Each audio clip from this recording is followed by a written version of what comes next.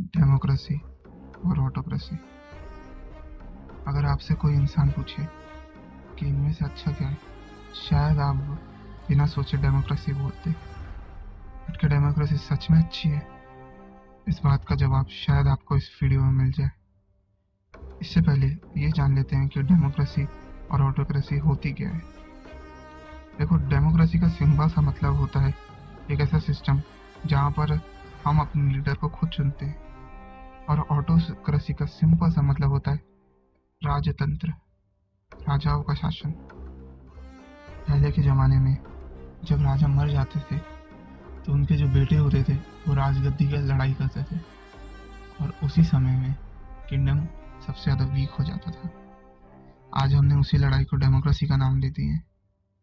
देखो, एक देश ना स्ट्रांग और पीसफुल तभी बनता है जब उसका लीडर स्ट्रांग हो, और डेमोक्रेसी एक लीडर से पावर छीन लेती है।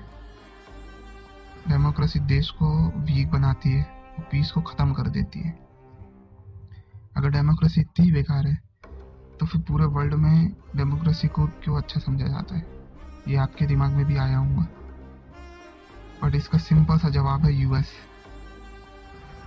देखो, जब यूएसए सुपर पावर बना था तो वो नहीं चाहता था कि कोई और भी सुपर पावर बने, इसलिए उसने डेमोक्रेसी को प्रमोट करा। और आपको मेरी बात गलत लग रही हो तो मैं आपको कुछ कंट्रीज के एग्जांपल दे सकता हूँ। देखो, सबसे बड़ा एग्जांपल है यूरोप और इंडिया। यूरोप में जब राजाओं का शासन था तब उन लोगों ने पूरे वर्ल्ड पे रूल करे थे, और वैसे ही इंडिया भी सोने की चिड़िया तभी था जब यहाँ पर राजाओं का शासन थी। सबसे ज़्यादा यूएस वाले ही डेमोक्रेसी को अच्छा समझते हैं।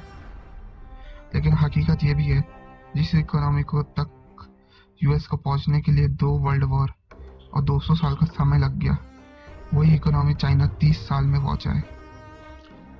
फिर आपके दिमाग में आ रहा होगा, साउथ कोरिया और जापान में भी तो डेमोक्रेसी है, वहाँ पर इतने अच्छे कंडीशन क्यों?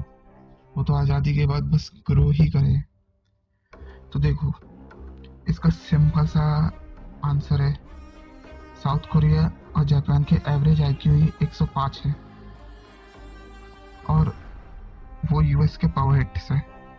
यूएस उनको यूज करता है। आपको मेरी बात गलत लग रही हो तो रिसेंटली में एक इंसिडेंट हुआ था साउथ कोरिया में। वहाँ पर मिलिट्री coup हो गया था, वहाँ के प्रेसिडेंट ने कर दिया था। उसका रीज़न शायद आप लोगों को अभी तक पता चल ही गया होगा, क्योंकि नॉर्थ कोरिया के किम जोंग ने यूएस में प्रेसिडेंट के ईगो को हर्ट कर दिया था। वही बदला लेने के लिए यूएस ने ये सब करा। ये तो एक बोला जाए कि टेलीग्राम पे फैली गई न्यूज़ है, लेकिन इसमें सच्चाई है। आप माने या ना माने, बना पा रहा हूँ क्योंकि इस देश में डेमोक्रेसी है, तो ये हकीकत नहीं है। करंट लीडर अगर चाहे तो ये वीडियो हटा सकता है, और अगर आपको ये सच नहीं लग रहा है तो बहुत सारे न्यूज़ रिपोर्टर है जो सच्चाई बाहर लाते लाते मर जाते हैं। हकीकत नहीं है तो आप न्यूज़ पढ़ सकते हैं, काफ़ी सारे रिपोर्टर की ऐसी ही मौत हुई है।